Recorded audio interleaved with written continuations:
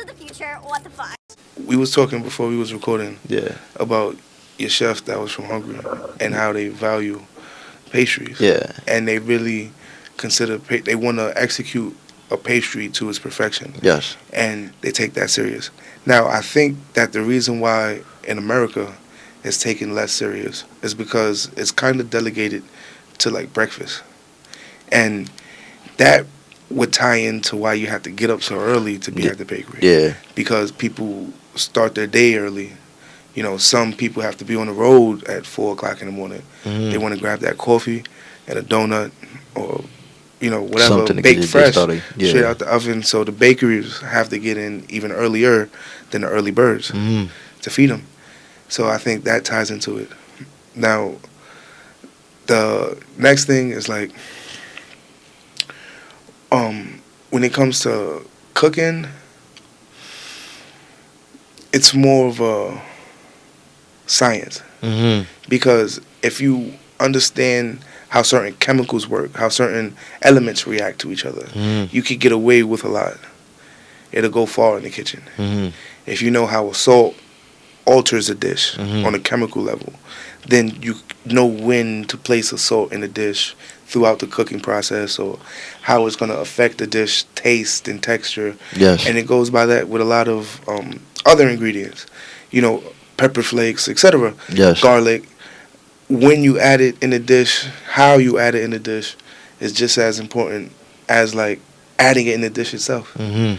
It'll fundamentally change how it's perceived, how it's tastes, in the overall execution of the dish. When you cook from home, right? Yes. What's your secret for not bringing all the extra kitchen baggage home with you, like to your loved ones? Because it's a high octane, high demand, high paced environment. Yes. You have to have a couple screws loose to make it through service in the first place. Yes. But how do you not bring it home with you? I tend to tell people that the uniform goes a long way. Mhm. Being able to shed that off of you at the end of the day and leave that where it is goes a long way for your mental on Yes. not bringing those customers back home with you. Yes. That attitude, or the manager, or whatever nagged you that day, to your home, to your spouse. I would honestly say it's to be honest, it's something that you mentioned like years ago, or maybe a couple of years ago, during the time I actually had an interview. And I guess my mindset was just like all over the place, and you was like, yo, put your, like, you take your thinking cap off, and whatever you got going on outside, you don't let that affect you. As soon as you step in that building, as soon as you step in that building, you throw that hat on, and it's game time. So it's just like the same way, like, work should not be brought back home. The same way, yeah, your home, whatever goes on in your household or your outside life, you don't apply that, or you don't bring that to your job environment. Like, you gotta learn how to separate the two.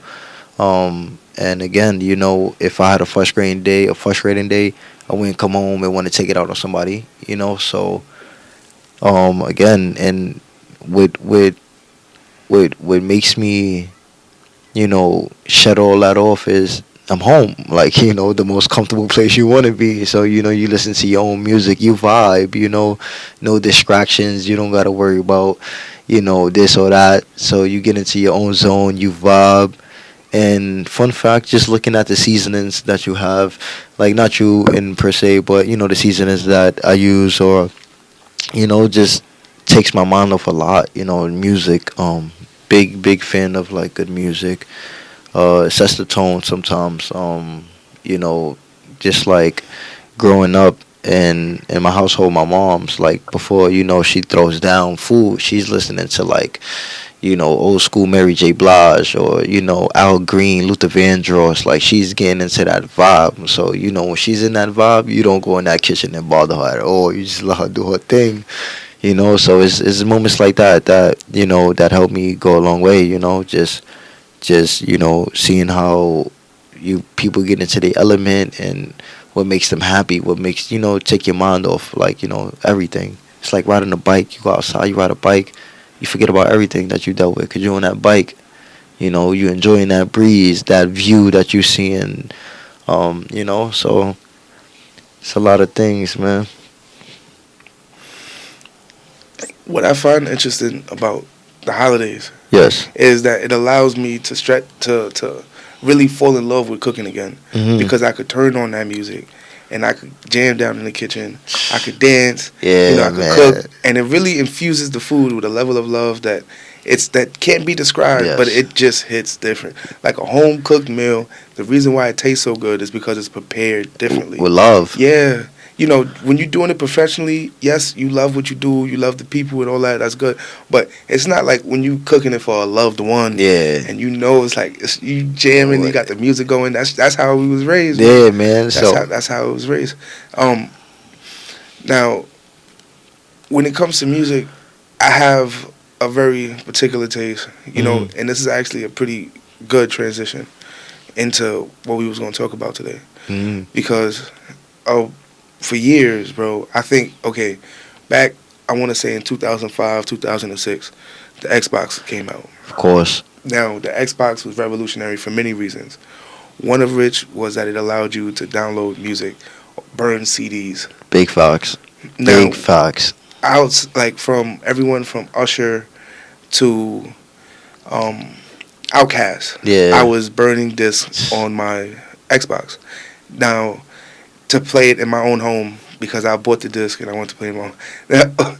That's When among them was Kanye West. yes. I've been listening to him for years, decades Mhm. almost. Now, when recent news, like whatever he said, right? Yes, of course. Yeah, and all the controversy that he get into. Yes.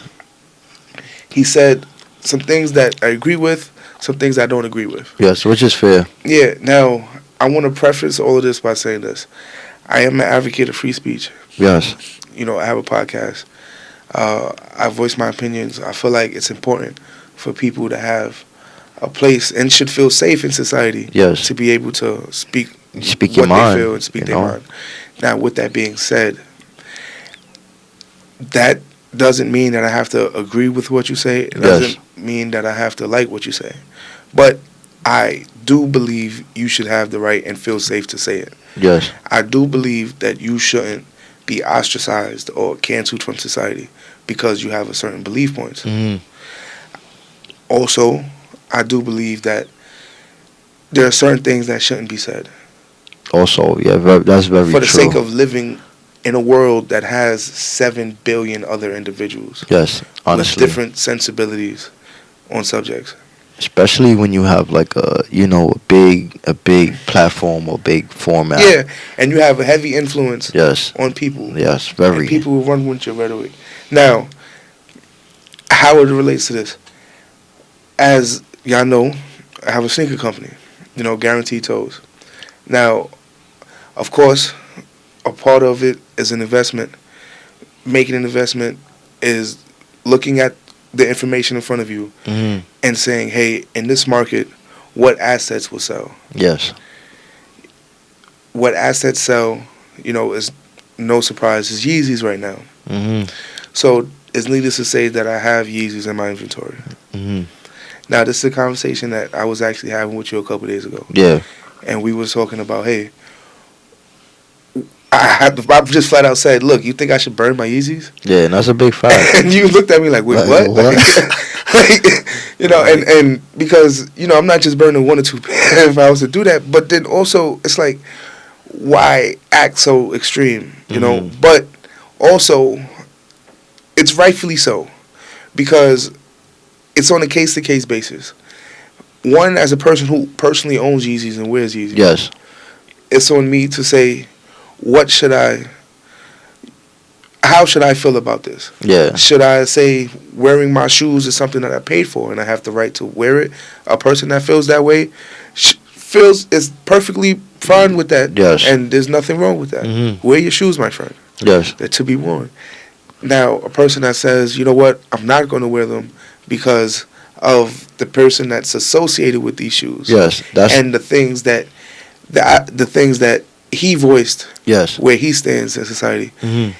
And I'm not about that, so I'm not going to wear the shoes because I don't want to feel like other people to feel like I'm supported in that, or I don't want to support that myself. Yeah, that's understandable. And I would say to that person, I totally understand, and that's perfectly fine too. Both are perfectly fine Yes. outcomes to the situation that's going on. So now, as a person that wears them, that's where I'm facing.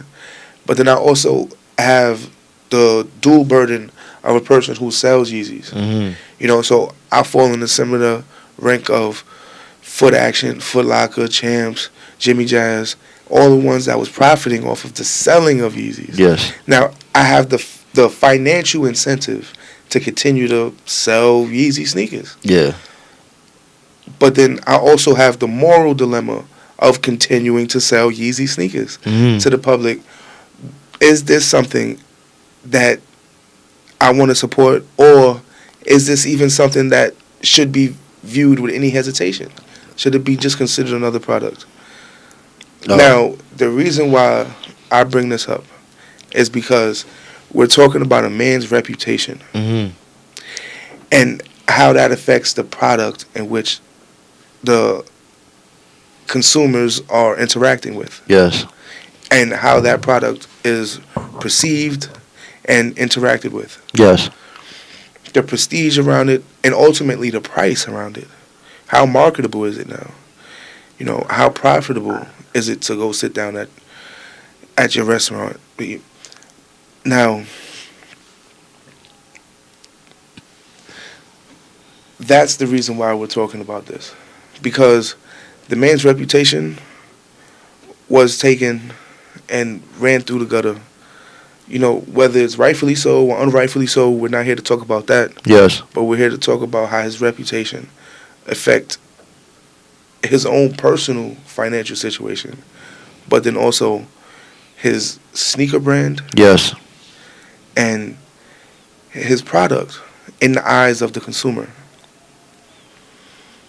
So now, as it relates to chefs, there's no, and I've been saying this on the podcast for years, there's no other industry in the world that is as sensitive or as result driven as the food service industry. Yes. You're only ever going to be as successful, as delicious, or as great as the last item that you prepared for your last person. Yes. And that's absolutely true. I was actually just trying to look up something that's kind of like in the sense of relatable to Kanye. I would say Michael Jordan. Big influencer. You could say Hall of Famer. But also a big investor in prisons. To mass prisons and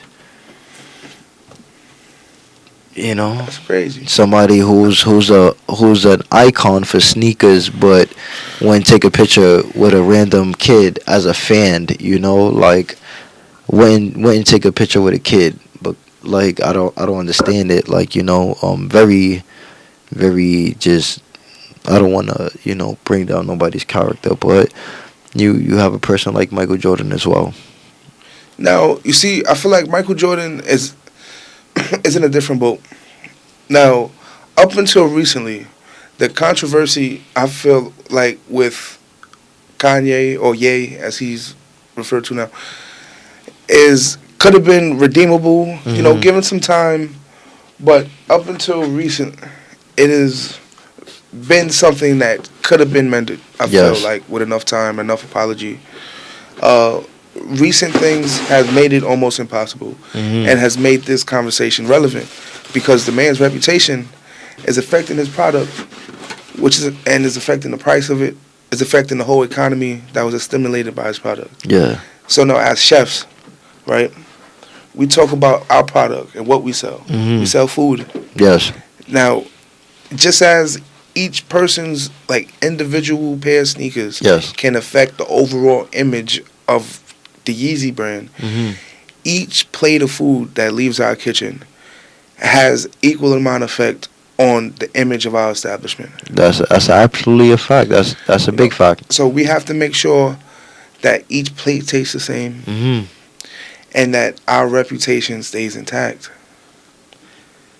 and that's the honest truth. Like this is like for people that probably listening to this that want to get into the cooking industry. Want to know what it's like and the work. How is it? Like these are things that you're gonna come across. You're gonna have to understand this. Like everything has to be made a certain way every time. Same recipe. Um, and yeah, you want to meet the satisfaction, like the satisfaction of like your customers. I would say like your customers. Again, what you put out plays a big effect of your work environment, like your foundation itself. What would you think would be the biggest like skill they could gain to help them navigate through that, to help them like deal with that? I would say patience. Honestly, patience. Um, you know, you see people fold under pressure. I would say patience. To matter of fact, to be able to take criticism without it coming off as it being offensive, or like someone trying to attack you. That's actually a big thing as well.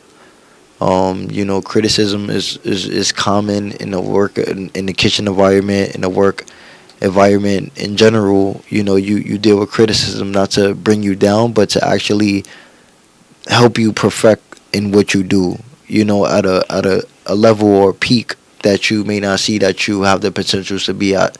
So criticism. I would say to be able to understand like criticism is not to make you feel offended or to bring you down, to make you feel like nothing, but actually to make you better at what you do. I would say that honestly. Okay, so you was telling me an interesting story Hmm. about a chef you had worked for, Yes. and what he did, he let his reputation get the better of him, Yes. and it actually started to affect the way he treated like the workers around him. Yes. And I felt like it was actually a relevant story to share. So if you, So I actually worked for Gordon Ramsay's sous chef Scott Liverfield, and when I first met him, I guess I'll say like the first day or the first 2 days that I actually met him, I didn't know who he was, to be honest. And he asked me like, "What do you do?" And I'm like, "I'm a chef." And his first response is like, "You're not no fucking chef," in front of everybody.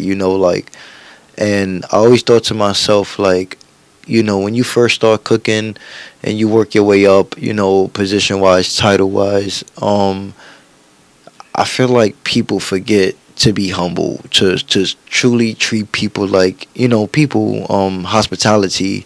People forget that, and I always like I don't understand it. Like, because your name is this big, do you no longer have respect for people, or do you look past people at a certain a certain phase or a certain frequency in their life? But yeah, I felt like that was like honestly a slap to my face. Like like who is this guy telling me like so um again, like I feel like to be humble and to always show love is like one of the best things, because arrogance, ego, it is always like a downfall, man. Like ego, people let their name get to their head and forget that they're still human, and they feel like because their name is this valuable, they can talk to you, they can belittle you, they can like prime example. There's a show on Hulu called The Bear, and it was a worker who worked for a Michelin chef, and he was actually plating food at the time. And the Michelin chef comes up to him, and he's just belittling him, like assaulting him, his integrity, who he is as a man, trying to make him feel like below earth. And this guy has his composure like set solid, not letting him break his mental strategy while plating food.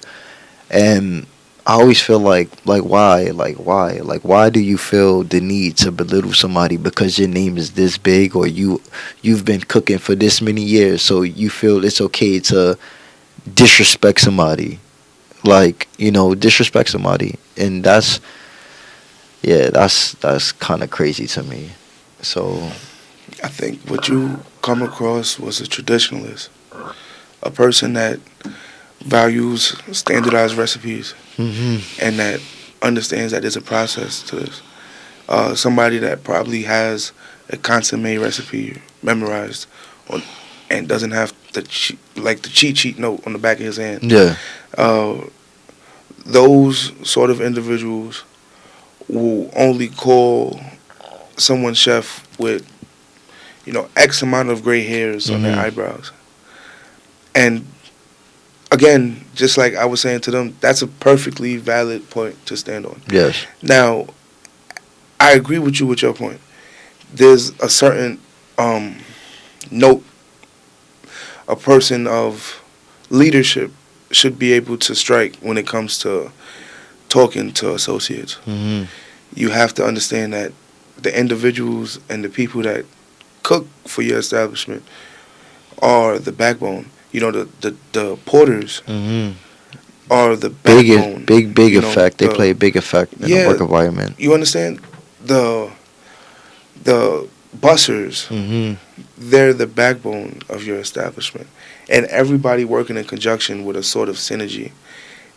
And it's just some kind of like magic almost. It's a magical thing when any day of service gets through. It flows know, perfectly. I mean, as perfect as any day of service could get. Yeah. And it's like some stroke of luck that everyone makes it through. hmm There's no light feet at all. And, I was having a conversation with somebody earlier, and I was saying that the amount of thought that has to get put into things should not be underestimated, mm because there are many, many aspects of any little business, like let's say starting a podcast, that gets overlooked when you have the initial stroke of genius of starting a podcast. Look at the car industry, right? hmm Seatbelts didn't come to 60 years later. And that's You a follow true what I'm saying? fact. That's a true fact. Yeah. So the person that created the car didn't have the idea for the seatbelt. Yeah.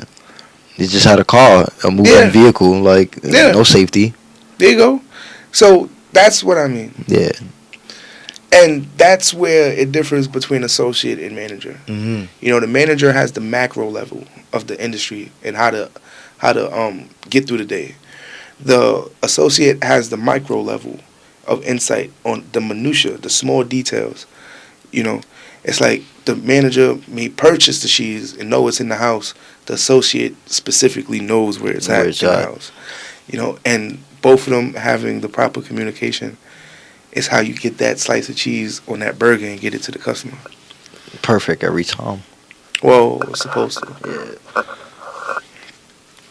But I'm glad you shared that story, because it fed into letting his reputation, or letting the reputation of the people that he was exposed to at the time, Yes. feed into something that you was talking to about earlier, his ego, which caused him to address you the way he did. hmm Where you come across individuals that have a better balance on how to address associates, get through service, learn as much as they can learn, Yes. teach as much as they can teach the people that's around them in the time that they're given in any given day. hmm Those people hit different than the person you come across. And that's a big fact, man. But let's not sit here and pretend that the kitchen is a friendly place. No, it's not.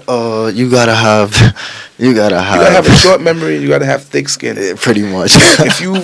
if that's the worst story you could tell me, then that's a pretty good kitchen, because you're gonna come across those chefs. Yeah. Because look, we always talk about this when we get together.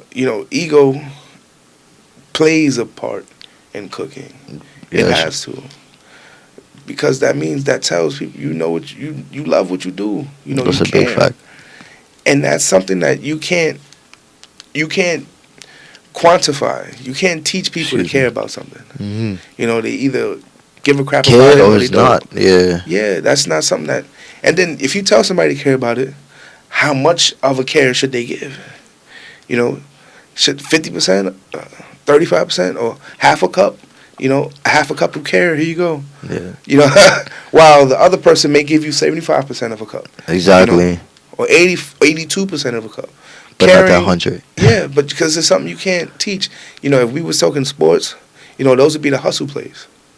You know, when you dive onto the floor, you know, something that Rajon Rondo was great. Yeah, that's a You know, fact. the hustle plays. Hmm. He wasn't a phenomenal, great all-time point guard. But his defense played a big impact in them times that they needed to win, or you know, whatever crunch time it was at that moment.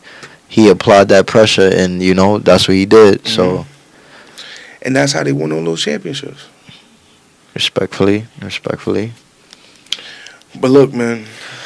I would say not to like Yeah. cut your wisdom, but just like we was outside the other day, and you know, it's like a common thing I hear so much. Is like now it's like people don't even care to work. You know, people actually don't care to work no more, and that's like so mind blowing to me. You know, and like should workers like chefs, should we fear like random people coming in and just decide to turn a good day bad at any moment? Like, where's our protection or like our safety protocols and stuff when something critical occurs? It's crazy. I just think about like I think about certain things like somebody just happened to clock in for work and they give out a wrong order of food, and their consequences relies in them having to deal with death or them dying or something like that, like over something so minor. Like it can get carried away in a massive way, like, and it's like, damn, that's scary. I feel like it's you can't hide, right, from all the possibilities in the world. Yeah. But if one of those possibilities have your name on it, it's gonna happen. It's gonna happen pretty much. So I feel like, especially in the food industry and working in the kitchen, particularly, you have to always work safely, intelligently. Yes. So I'm trying to say, you got to live your life smart, intelligently. Yes. Assertively, like you have to move like with confidence, but you have to also stay vigilant. Watch out for the people around you, and watch for your own safety. It's like chess. It's like being in the kitchen. You feel me? I could be describing walking home from the train. I could be describing service when 3 o'clock in the afternoon, 8 o'clock in the afternoon during dinner rush. I could be describing, the morning rush. Yeah. When you putting together all the breakfast sandwiches. And you getting hit, slammed. But look, that's all we got for today. Yeah, guys. And we gonna cut this one. We gonna pick this up. Shout outs out. Wait, I just want to give a shout outs to you, bro. Shout outs to you, aka Pasta Mother. Can I? Yeah. All right, Pasta Motherfucking Rich. You already know, man. This is legendary, First time no man. words were spoken here on this show. Like, you feel me? Like this dude is this guy is amazing. Honestly, that shit is beyond me. Like, word, my man's got a whole different name that holds a whole different type of energy. That shit is fire. And like, we will talk about that. Like, we will talk respectfully. about that. Definitely before the New Year's. Look, definitely for the New Year's. I make that word. That's word. Nah, definitely for the New Year's. You heard it here first, man. Y'all heard it here first, man. Happy holidays, everybody. Stay safe in this cold winter. Stay warm. And if you got a dream, chase it. Don't let nobody make you believe otherwise. Chase your dreams. You can accomplish anything you set your mind to. Your mind is your most powerful thing you have. If you believe it, you will achieve it. Don't let nobody project their negative energy onto you. You can accomplish anything you set your mind to. You're godlike. You feel me?